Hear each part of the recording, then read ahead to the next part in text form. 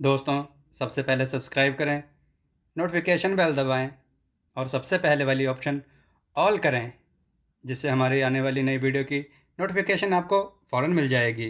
जय श्री राम भक्तों। सुबह की वीडियो में जो हमने आपसे प्रश्न पूछा था कि श्रीमद् भगवद गीता में कितने अध्याय होते हैं, उसका उत्तर है 18 अध्याय होते हैं। चलिए भक्तों, आज की कथा श्रवण करते हैं। एक लड़के के 3 बाप। चलिए कथा श्रवण करें। विजयनगर में वीर सिंह नाम का एक राजा राज करता था। उसकी कोई संतान नहीं थी। उसी समय में एक दूसरी नगरी में सुंदर नाम का एक साहूकार रहता था। उसकी स्त्री का नाम कोमल था और उसके सुनैना नाम की एक पुत्री थी। जब सुनैना बड़ी हुई तो साहूकार मर गया और उसके नाते रिश्तेदारों ने उसका सारा धन ले लिया। कोमल अपनी लड़की को लेकर रात के समय नगर छोड़कर चल दी। रास्ते में उसे एक चोर सूली पर लटका हुआ मिला। वह मरा नहीं था। उसने कोमल को देखकर अपना परिचय दिया और कहा, मैं तुम्हें 1000 असरफियां दूंगा, तुम अपनी लड़की का विवाह मेरे साथ कर दो। कोमल ने कहा, तुम तो मरने वाले हो। चोर बोला, मेरे कोई पुत्र नहीं है और निपुतों की परलोक में सदगति नहीं होती। अगर मेरी आज्ञा से और किसी से भी इसके पुत्र पैदा हो जाए तो मुझे सदगति मिल जाएगी। कोमल ने लोभ के वश होकर उसकी बात मान ली और सुनैना का विवाह उसके साथ कर दिया।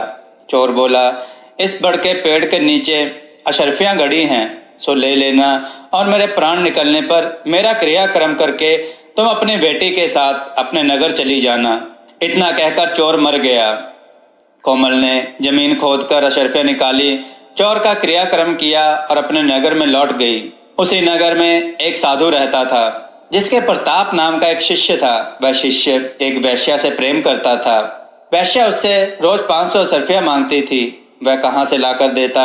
संयोग से सुनैना ने प्रताप को देखा और उसे चाहने लगी।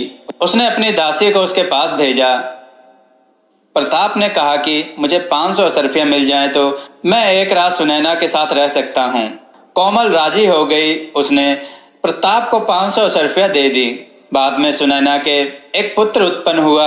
उसी रात भगवान शंकर ने सपने में उन्हें दर्शन देकर कहा, तुम इस बालक को 1000 अशरफियों के साथ राजा के महल के दरवाजे पर रखाओ। माँ बेटी ने ऐसा ही किया। उधर भोलेनाथ ने राजा को सपने में दर्शन देकर कहा, तुम्हारे द्वार पर किसी ने धन के साथ लड़का रख दिया है, उसे ग्रहण करो। राजा ने अपने नौकरों को भेजकर बालक और अशरफियों को मंगा लिया। बालक का नाम उसने चंदन रखा। जब वह लड़का बड़ा हुआ तो उसे गद्दी सौंपकर राजा काशी को चला गया और कुछ दिन बाद वह मर गया। पिता के ऋण से उऋण होने के लिए चंदन तीर्थ करने निकला। जब वह घूमते हुए गया कूप पहुंचा तो पिंडदान किया तो उसमें से 3 हाथ एक साथ निकले।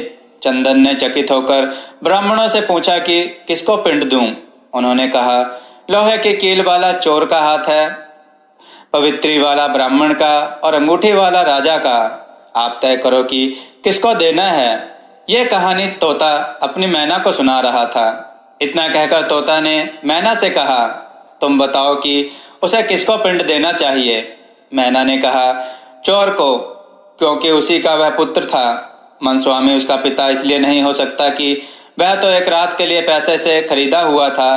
राजा भी उसका पिता नहीं हो सकता क्योंकि उसे बालक को पालने के लिए धन मिला था। इसलिए चोर ही पिंड का अधिकारी है। भक्तों, आपको यह कथा कैसी लगी? अपने विचारों सुझाव कमेंट में हमें अवश्य दें। हमारी कथाओं को लाइक करें, हमारे चैनल को सब्सक्राइब करना ना भूलें और हमारी कथाओं को शेयर करें, जिससे लोगों को ज्ञान की बातें सीखने को मिले। जय श्री राम भक्तों।